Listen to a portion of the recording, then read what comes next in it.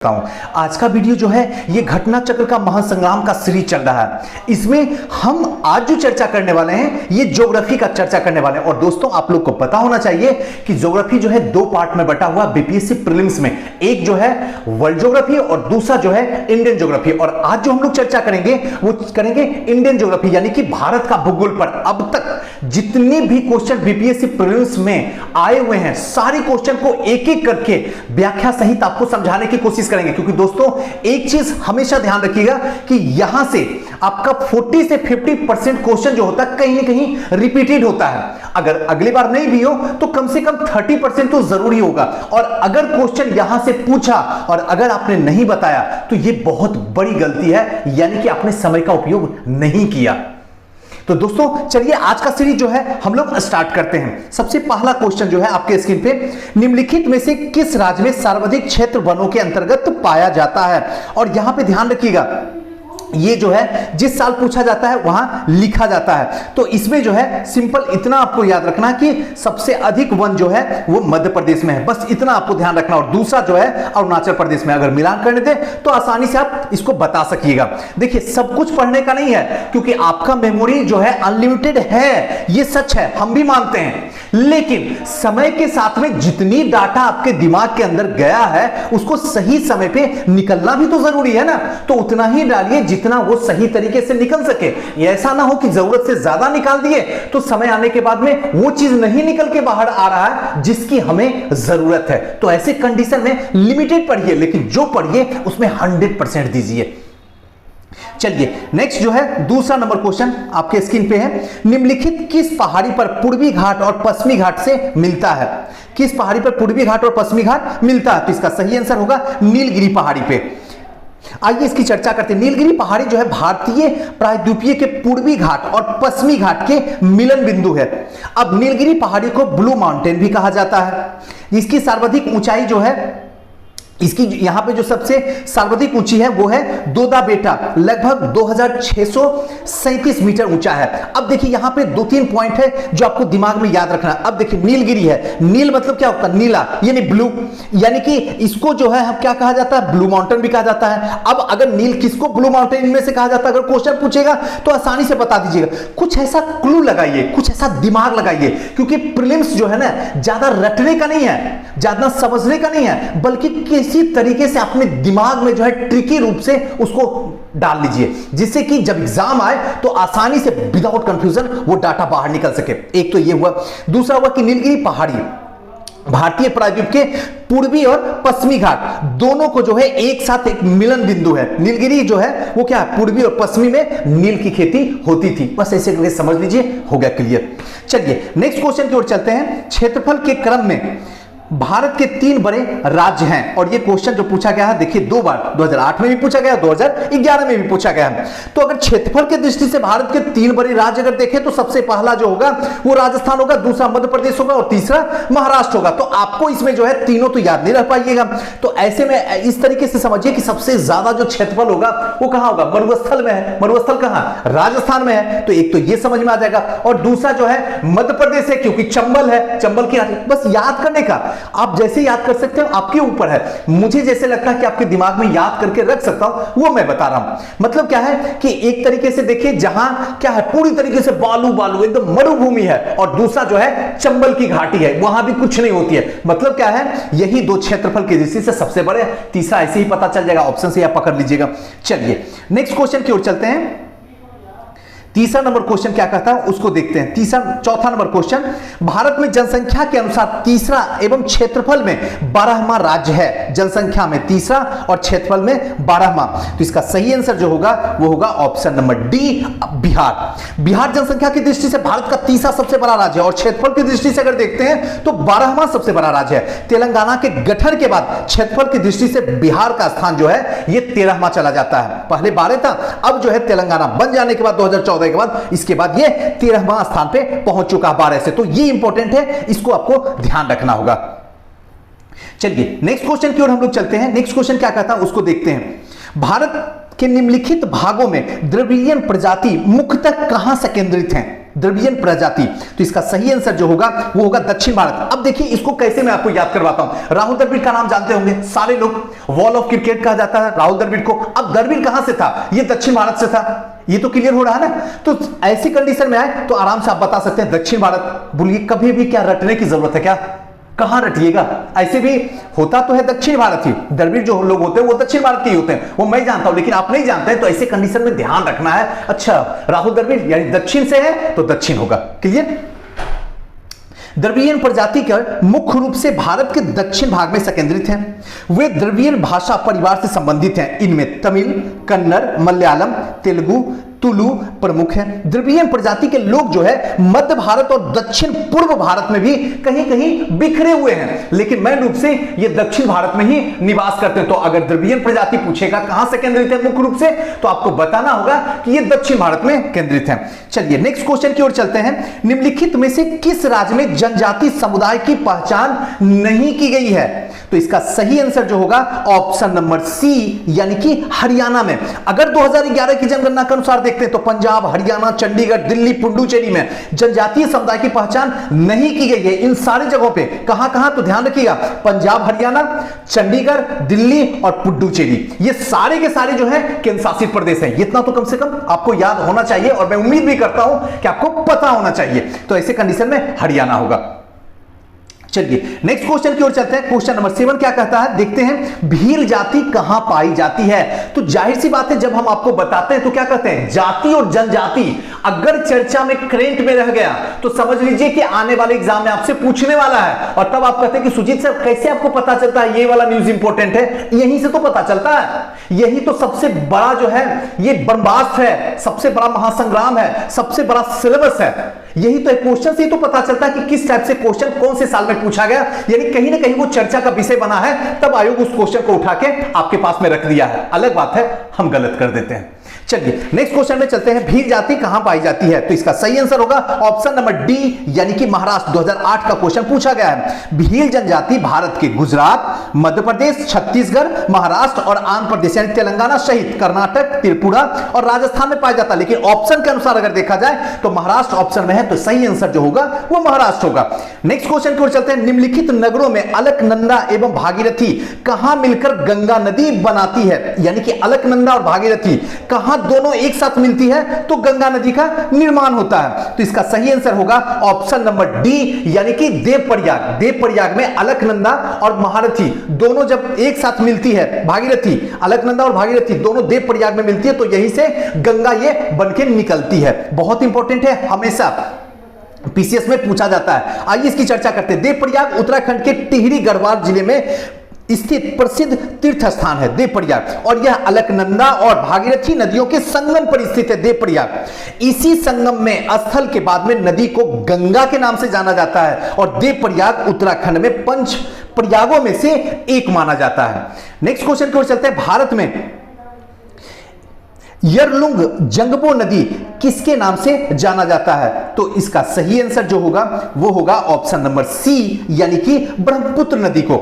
यानी भारत में Yarlung Zangbo Jiang नदी जो है ब्रह्मपुत्र नदी के नाम से जाना जाता है। सांगपो यानी तिब्बत में इसको तिब्बत में जो है यही ब्रह्मपुत्र नदी सांगपो के नाम से जाना जाता है। बंगाल में जब ये नदी पहुंचती है तो जमुना के नाम से जाना था। और बार बार ये क्वेश्चन पूछता है, ध्यान रखिएगा। एक तो आपको पता चल गया कि भारत में यरलुंग जंगबो जियांग नदी को ब्रह्मपुत्र नदी कहते हैं, और यही ब्रह्मपुत्र नदी जब तिब्बत पहुंचती है तो इसका नाम सांगपो हो जाता है, और जब बंगाल पहुंचती है यानी बांग्लादेश, तो इसका नाम जमुना कहलाता है।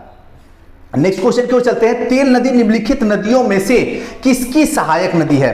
तो इसका सही आंसर जो होगा वो होगा ऑप्शन नंबर ई, यानी कि इनमें से कोई नहीं। तेल नदी यानी कि महानदी की प्रमुख सहायक नदी है। महानदी कहां? तो सीधे अब चले जाइएगा उड़ीसा में। महानदी की प्रमुख सहायक नदी है, और यह नदी मात्र 8 किलोमीटर तक प्रभावित होती है। मतलब क्या, फैली हुई है, और यह उड़ीसा राज्य के प्रमुख नदी में से एक मानी जाती है। महानदी की अन्य सहायक नदियां जो है वो है शिवनाथ, जोंक, हंदगो, ईब, माट। दोस्तों यहां एक बात मैं जरूर बताता हूं कि अगर आप लोग मुझे मानते हैं तो प्लीज हमारी बात को मानिए, मुझे मानिए या ना मानिए, लेकिन जो मैं बात बोलता हूं ना एकदम 100% पूरी तरीके से एकदम प्रैक्टिकल बातें बोलता हूं। किसी भी तरीके के इधर उधर की कोई बातें नहीं। तो जब भी ये ज्योग्राफी अगर पढ़ रहे हैं, जैसे ही लेक्चर स्टार्ट किए हैं, तो अपने टेबल के पास में जरूर मैप को रखिए। प्लीज एक बार मैप के थ्रू हमारे साथ पढ़िएगा ना, तो गारंटी बताता हूं आपसे एक भी क्वेश्चन गलत नहीं होगा। आप कहिएगा कि हाँ सुजीत सर मजा आ गया पढ़ने में। प्लीज मैप को आगे निकालिए ताकि आपको समझ में आ जाए कि कौन सी नदी कहां से निकल रही है, कहां तक जा रही है, और क्वेश्चन में किस तरीके से आयोग कनेक्ट कर रहा है। चलिए नेक्स्ट क्वेश्चन की ओर चलते हैं। निम्नलिखित में से कौन सी नदियां बंगाल की खाड़ी में गिरती है? ऑप्शन आपके स्क्रीन पे है, आंसर मैं बता रहा हूं। ऑप्शन नंबर डी यानी ए और बी दोनों, यानी कि गंगा, ब्रह्मपुत्र, गोदावरी, महानदी, कृष्णा, कावेरी, पेन्नार, स्वर्ण रेखा तथा ब्रह्मणी बंगाल की खाड़ी में गिरती है। अब आप बंगाल की खाड़ी जाइए मैप में, और बंगाल की खाड़ी में जाके इन सारी नदियों को देखिए, क्या वाकई में सारी नदियां बंगाल की खाड़ी में गिर रही है? और अगर गिर रही है तो आंसर सही है, और अगर गिर नहीं रही है तो क्यों नहीं गिर रही है? तो यह चीज आपको तब पता चलेगा जब एक बार मैप देखिएगा। समय लगेगा, नो डाउट, मैं नहीं कहता हूं नहीं समय लगेगा, लेकिन यहां अगर समय लगाइएगा तो यह समय आपको रिजल्ट देगा, आपको सक्सेस बनाएगा। सीधी सी बात है। चलिए नेक्स्ट क्वेश्चन की ओर चलते हैं। निम्न में से कौन सा शहर गंगा नदी के किनारे स्थित नहीं है? अब आपको ऑप्शन, जैसे ही आपका क्वेश्चन दिया रहे कि नहीं है, तो सबसे पहले नहीं को सर्किल कर दीजिए। मैं हर बार बोल रहा हूं वीडियो में, क्योंकि नहीं जो है ना ये कंफ्यूजन क्रिएट कर देगा। अगर दूसरे बार में दूसरे क्वेश्चन में चले गए और लौट के जब इस पे आइएगा तो नहीं कंफ्यूज हो जाइएगा और गलत हो जाएगा, और सिलेक्शन एक एक नंबर से रुकता है। अब देखिए कौन सा शहर जो है गंगा नदी के किनारे स्थित नहीं है? फतेहपुर ऑप्शन में है, भागलपुर है, उसके बाद उत्तरकाशी है, उसके बाद जो है कानपुर। तो फतेहपुर में भी है, भागलपुर में भी है, और कानपुर भी है, वो गंगा नदी के साथ स्थित है। लेकिन उत्तरकाशी जो है वो गंगा नदी के साथ स्थित नहीं है, क्योंकि गंगा की प्रधान शाखा जो है भागीरथी है, जो कि उत्तराखंड के उत्तरकाशी जिले के गौमुख नामक से निकलती है, और देवप्रयाग से भागीरथी अलकनंदा के संगम से, यहीं से गंगा का निर्माण होता है। अभी जस्ट ऊपर भी बता रहे थे, उत्तरकाशी का संबंध जो है भागीरथी से ना कि गंगा से है। उत्तरकाशी जो है वो भागीरथी से संबंध रखता है, न कि गंगा से, क्योंकि वहां भागीरथी होती है उत्तरकाशी में। तो और फतेहपुर, भागलपुर, कानपुर ये सब गंगा नदी के किनारे स्थित हैं। चलिए नेक्स्ट क्वेश्चन की ओर चलते हैं। निम्नलिखित में से कौन सा एक सबसे सूखा स्थान है? ऑप्शन आपके स्क्रीन पे है, तो इसका सही आंसर जो होगा वो होगा ऑप्शन नंबर सी, यानी कि लेह। लेह जो है भारत का सबसे कम वर्षा वाला क्षेत्र माना जाता है। लेह यह भारत के सबसे शुष्क स्थल माना जाता है। नेक्स्ट है अमृतसर एवं शिमला। अमृतसर एवं शिमला लगभग एक ही अक्षांश पर स्थित है, परंतु इनकी जलवायु में भिन्नता का कारण क्या है भाई? एक ही अक्षांश पे अमृतसर भी रखा हुआ है और एक ही अक्षांश पे शिमला भी बैठा हुआ है, लेकिन इनके दोनों में जलवायु में विभिन्नता है। इसकी वजह क्या है? तो इसकी सीधी सी वजह है इनकी ऊंचाई में भिन्नता है। जहां अमृतसर नीचे है वहीं शिमला ऊंचा है, तो जिसकी वजह से जो है इसकी जलवायु में भिन्नता पाई जाती है। बस इतना ही, और ज्यादा कुछ भी नहीं है। यानी कि अमृतसर और शिमला लगभग एक ही अक्षांश पर स्थित है, परंतु इनकी जलवायु में भिन्नता के कारण इनकी ऊंचाई में भिन्नता का होना है। अमृतसर की समुद्र तल से ऊंचाई 768 फीट है, जबकि शिमला से समुद्र तल की ऊंचाई 7866 फीट है। क्षोभ मंडल से ऊंचाई बढ़ने के साथ साथ में क्या होता है? तापमान में गिरावट, मतलब जैसे जैसे आप क्षोभ मंडल के पास जाते जाइएगा वैसे वैसे तापमान क्या होगा? आपका नीचे गिरता जाएगा, और यही वजह होता है कि शिमला का तापमान क्या होता है? कम होता है, और अमृतसर का तापमान ज्यादा होता है। क्यों? क्योंकि शिमला जो होता है वो क्षोभ मंडल के करीब धीरे धीरे ऊंचाई के साथ बढ़ते जाता और ये कम रहता। तो इस चीज को थोड़ा सा ध्यान रखना है। चलिए नेक्स्ट क्वेश्चन है, भारत में सर्वाधिक वर्षा मुख्यतः प्राप्त होती है कहां पे? तो इसका सही आंसर जो होगा ऑप्शन नंबर सी, यानी कि दक्षिण पश्चिम मानसून से भारत में सर्वाधिक वर्षा प्राप्त होती है। मौसम विभाग के अनुसार से 2014 के आंकड़े के अनुसार में दक्षिण पश्चिम मानसून से भारत के कुल वर्षा जो होता है वो 90% का हिस्सा प्राप्त होता है। तो याद रखिएगा दक्षिण और पश्चिम। अगर दक्षिण पश्चिम यहां पे दिखा दूं मैप में तो क्या होगा? आपका ये पोर्शन क्या है? दक्षिण है, और ये क्या है? ये पश्चिम है, और ये क्या है? पूर्व में। यानी ये वाला रीजन ध्यान रखिएगा, ये वाला रीजन जो होता है यहां से जो है भारत में सर्वाधिक वर्षा होती है, ध्यान रखिएगा। चलिए नेक्स्ट क्वेश्चन की ओर चलते हैं।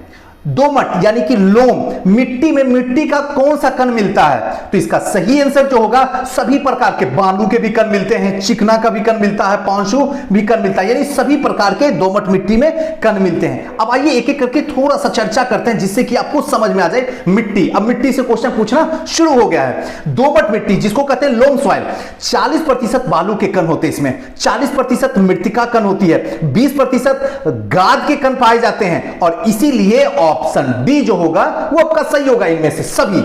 नेक्स्ट क्वेश्चन की ओर चलते हैं। पौधे में सबसे अधिक पानी किस मिट्टी में मिलता है? पौधे को जो है सबसे अधिक पानी जो है किस मिट्टी में मिलता है? तो इसका सही आंसर होगा चिकनी मिट्टी। चिकनी मिट्टी में पौधे को भरपूर मात्रा में पानी मिलती है। तो ध्यान रखिएगा, ऐसे भी कहते हैं ना, अगर यहां याद रखने के लिए कोशिश समझिए कैसे किया जाए कि पौधे को सबसे ज्यादा जो पानी कहां मिलेगी, ऑप्शन अगर दे देगा तो क्या कर सकते हैं? तो चिकनी, मतलब जहां चिकना है यानी क्या है, वहां मजेदार है। बस एक को ट्रिक यूज कर लीजिए, चिकना है मतलब बहुत बढ़िया है, मतलब क्या, जिस भी तरीके से आप ट्रिक आजमा लीजिए और इसी तरीके से आपको ध्यान रखना। चिकनी मिट्टी में जल धारण की क्षमता सबसे अधिक होती है, इसीलिए पौधे का सबसे अधिक पानी इसी मिट्टी में मिलता है। क्यों? क्योंकि वो मिट्टी जल को ज्यादा अवशोषित करती है, और यही वजह होता है कि चिकनी मिट्टी में जो पौधे होते हैं उन्हें भरपूर मात्रा में जल मिलता है। चिकनी मिट्टी में 50% कम गाद होता है, 50% मृतिका होती है, बालू की कुछ मात्रा पाई जाती है, और इसमें वायु का आगमन जो होता है वो कम होता है, जिससे कि जल क्रांति शुरू होती है। नेक्स्ट क्वेश्चन की ओर चलते हैं। नेक्स्ट क्वेश्चन क्या कहता है?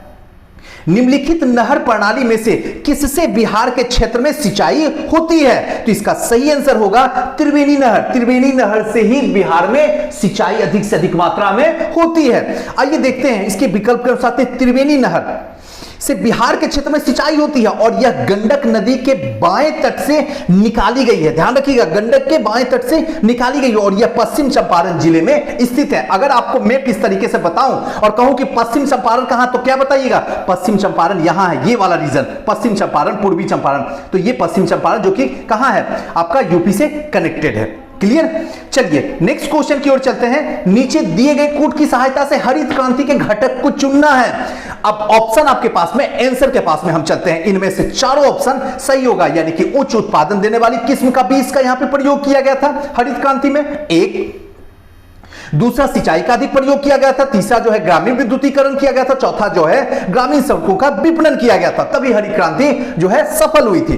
अब भारत में 1965 के बाद उच्च उत्पादन देने वाली किस्म के बीजों, उर्वरकों, सिंचाई, अन्य तकनीकों को बढ़ावा देना, जैसे कि ग्रामीण विद्युतीकरण, कृषि उत्पादन के बाजार तक पहुंचने में सुनिश्चित करने के लिए ग्रामीण सड़कों और विपणन कार्यों को बढ़ावा देना है, हरित क्रांति के नाम से ही जाना जाता। और हरित क्रांति में उपयुक्त चारों घटक जो थे उस टाइम में विद्यमान थे। चलिए नेक्स्ट क्वेश्चन की ओर चलते हैं हम लोग। इंद्रधनुषीय क्रांति का संबंध है किससे? है इंद्रधनुषीय का कार्यक्रम का संबंध बहुत इंपॉर्टेंट है और हर बार ये क्वेश्चन पूछा जाता है, ध्यान रखिएगा। तो इसका सही आंसर होगा उपरोक्त में से सभी से ही इंद्रधनुषीय क्रांति संबंधित है। 28 जुलाई 2000 को केंद्र सरकार ने नई राष्ट्रीय नीति की घोषणा की, और इस नई नीति के तहत इंद्रधनुष क्रांति की परिकल्पना प्रस्तुत की गई। इसके अंतर्गत प्रत्यक्ष और अप्रत्यक्ष रूप से कृषि क्षेत्र से संबंधित सभी क्रांतियों को शामिल कर दिया गया, किसी को प्रत्यक्ष रूप से भी और अप्रत्यक्ष रूप से भी, डायरेक्ट और इनडायरेक्ट दोनों तरीके से इसमें जो है सबको शामिल किया गया इंद्रधनुष कार्यक्रम में। अब इसमें जो है हरित क्रांति, श्वेत क्रांति, पीली क्रांति, नीली क्रांति, लाल क्रांति, सुनहरी क्रांति, भूरी क्रांति, रजत क्रांति, खाद्य श्रृंखला की क्रांति, यानी सारी की सारी क्रांति जो है डायरेक्ट और इनडायरेक्ट दोनों तरीके से इसमें इंद्रधनुषीय कार्यक्रम में शामिल कर दिया गया था। नेक्स्ट क्वेश्चन की ओर चलते हैं। काली क्रांति का संबंध है, इसका सही आंसर जो होगा वो होगा ऑप्शन नंबर सी। लेकिन ध्यान रखिएगा, ज्यादातर स्टूडेंट इसको कोयला मार के आते हैं, कोयला उत्पादन काली क्रांति से, जबकि गलत है। कच्चा तेल उत्पादन होगा काली क्रांति में, याद रखिएगा।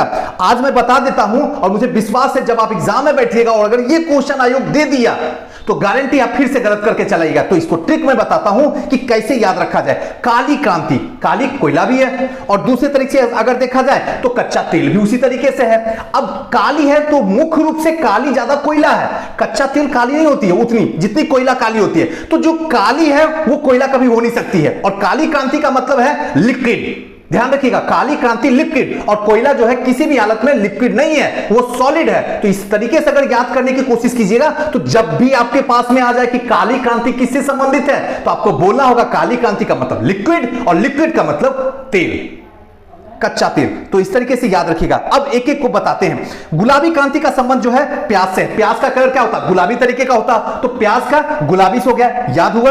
अन्य प्रमुख क्रांतियों उनके उत्पादन इस प्रकार है, जैसे क्या, काली क्रांति जो है वो पेट्रोलियम से है, अभी जस्ट बता दिया। नीली क्रांति जो है मत्स्य से है। नीली क्रांति मत्स्य से मतलब क्या हुआ कि नीली को मत्स्य से कैसे याद करवाइएगा आप हमको, ऐसे याद करवाऊंगा, क्योंकि नीला मतलब अगर पानी को देखिएगा, समुद्र को देखिएगा तो आपको नीला प्रतीत होगा। कभी कैमरे में कैद कीजिए तो पानी पूरी तरीके से नीला प्रतीत होगा। तो नीला अगर समुद्र है तो समुद्र में ही तो मछली होगी, और यानी नीली क्रांति होगी तो मछली से संबंधित होगी। बस इतना आपको ध्यान रखना होगा। नेक्स्ट है हरित क्रांति, खाद्य उत्पादन से। हरित तो जानते ही हैं, खाद्य उत्पादन से होगा। लाल क्रांति जो होगा मांस और टमाटर, क्योंकि मांस भी लाल होता है और टमाटर भी लाल होता है, तो यानी कि जब भी लाल क्रांति पूछे तो मांस और टमाटर दोनों को इंक्लूड कर देना है। अब बीपीएससी का एग्जाम दे रहे हैं तो एक चीज दिमाग रखना है कि अगर दोनों ऑप्शन दिया तो कभी भी लाल नहीं मारना है और कभी भी किसी भी हालत में ना टमाटर मारना ना मांस मारना, बल्कि ई ऑप्शन, इनमें से दोनों या दो से अधिक मारना। इसको थोड़ा सा यूज करना दिमाग में। पीली क्रांति, यानी कि पीली क्रांति किससे होगा, तिलहन से। पीली क्रांति तिलहन से। आज भी देख लीजिए पीला पीला फूल किसमें होता है, वो सरसों का देख लीजिए, तो वहां से तो इस तरीके से याद रखिए। क्या अब अगर कोई क्रांति का क्वेश्चन पूछा आपसे तो क्या गलत होगा, कभी नहीं गलत होगा। बस एक बार ध्यान से एक दो बार सुन लीजिए, दिमाग में स्टोर हो जाएगा।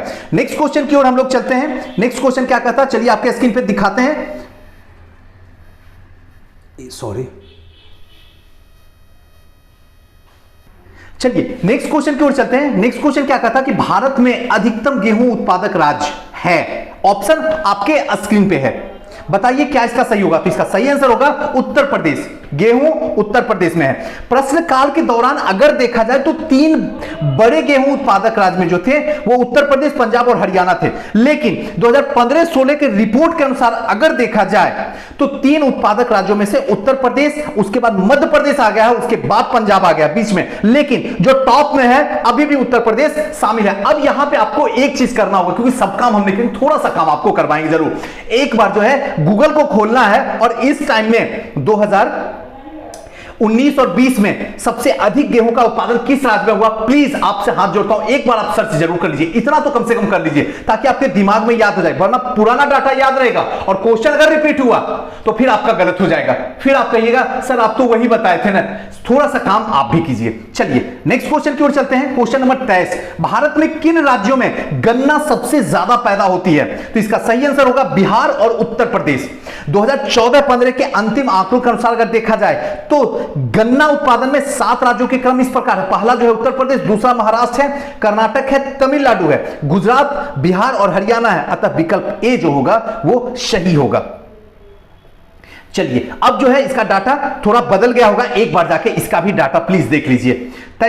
नेक्स्ट जो है 24 नंबर क्वेश्चन। 24 नंबर क्वेश्चन क्या कहता है, भारत में एकमात्र राज्य जो केसर का उत्पादन करता है। तो इसका सही आंसर होगा जम्मू कश्मीर। ये तो आपको याद ही होगा, इसमें तो कोई शक की बात ही नहीं है। प्राचीन काल से ही केसर का उत्पादन जम्मू कश्मीर में हो रहा है, एकमात्र राज्य है वहीं पे ये होता है। नेक्स्ट क्वेश्चन की ओर चलते हैं। 25वां नंबर क्वेश्चन। 25वां नंबर क्वेश्चन क्या कहता है, निम्न में नकदी फसल कौन सी नहीं है। तो इसका सही आंसर होगा ज्वार। आर्थिक समीक्षा ये 2016 का है, एक बार इसका जो है ध्यान रखिएगा, पुराना डाटा। आर्थिक समीक्षा भारत सरकार भारत के जो प्रमुख फसल हैं वो इस प्रकार से प्रदर्शित करता है। खाद्यान्न फसल या कहे तो खाद्य फसल, जिसमें चावल, गेहूं, मक्का, मोटे अनाज और दलहन। दूसरा जो है गैर खाद्यान्न फसलें, जिसमें क्या आती है तिलहन, मूंगफली, रेपसीड, सरसों, और रेशेदार में कपास, जूट, मेस्ता, और बागानी फसलों में चाय, कॉफी, रबर, और अन्य में जो है गन्ना और तंबाकू आता है। अब देखिए ये जो है बहुत इंपॉर्टेंट है, हर बार ये क्वेश्चन पूछता है, एक बार प्लीज इसको रुक के समझ लीजिए। एक बार मैं ही आपको बताता हूं, खाद्यान्न फसलों कहें या खाद्य फसल कहें, इसमें चावल, गेहूं, मक्का, मोटे अनाज आता है और दलहन। गैर खाद्यान्न फसलों में क्या आ जाएगा आपका? तिलहन, दलहन नहीं आएगा, तिलहन आएगा, मूंगफली आएगा, रेपसीड आएगा, सरसों आएगा। और रेशेदार में अगर देखिएगा तो कपास आएगा, जूट आएगा और मेस्ता आएगा। बगानी में देखिएगा तो चाय, कॉफी और रबर आ जाएगा। और अन्न में गन्ना, तंबाकू। तो इनमें से अन्न किसमें है? तो गन्ना तंबाकू वाला जरूर देने की कोशिश करेगा और आपको लपेट लेगा। चलिए नेक्स्ट क्वेश्चन की ओर चलते हैं। 26 नंबर, भारत में कौन से दो राज्य सबसे बड़े पैमाने पर लौह अयस्क से संपन्न है? तो इसका सही आंसर होगा मध्य प्रदेश और उड़ीसा। भारत में लौह अयस्क यानी कि हेमेटाइट और मैग्नेटाइट से संपन्न राज्यों के प्रमुख जो है इस प्रकार है: कर्नाटक एक, उसके बाद उड़ीसा, उसके बाद झारखंड, उसके बाद छत्तीसगढ़। और हेमेटाइट की उपलब्धता वाले राज्यों में उड़ीसा जो है, झारखंड, छत्तीसगढ़, कर्नाटक, गोवा आदि तथा मैग्नेटाइट की बहुलता वाले राज्य जो हैं वो कर्नाटक है, आंध्र प्रदेश है, तमिलनाडु है, गोवा है और अन्य राज्य जो हैं। नेक्स्ट क्वेश्चन की ओर चलते हैं। नेक्स्ट क्वेश्चन क्या कहता है? निम्नलिखित लौह अयस्क में बेलाडीला में किसका खनन होता है? तो इसका सही आंसर होगा हेमेटाइट का। बेलाडीला खान जो है छत्तीसगढ़ के दंतेवाड़ा जिले में स्थित है, दंतेवाड़ा में, छत्तीसगढ़ के। यहां पर जो है हेमेटाइट लौह अयस्क का खनन किया जाता है। और हेमेटाइट जो होता है उच्च गुणवत्ता वाला लौह अयस्क होता है। तो आप आज याद रख लीजिएगा, हेमेटाइट का मतलब होता है उच्च गुणवत्ता वाला लौह अयस्क। मतलब क्या? जो सबसे कीमती, सबसे महंगा, सबसे मजबूत लोहा होता है वो हेमेटाइट होता है। हेमेटाइट उच्च गुणवत्ता वाला लौह अयस्क होता है और यह मुख्य रूप से छत्तीसगढ़, झारखंड, उड़ीसा, कर्नाटक, महाराष्ट्र, आंध्र प्रदेश, गोवा आदि राज्यों में पाया जाता है। जबकि अपेक्षाकृत कम गुणवत्ता वाले मैग्नेटाइट लौह अयस्क की प्राप्ति गोवा, कर्नाटक, आंध्र प्रदेश, राजस्थान एवं तमिलनाडु में पाया जाता है।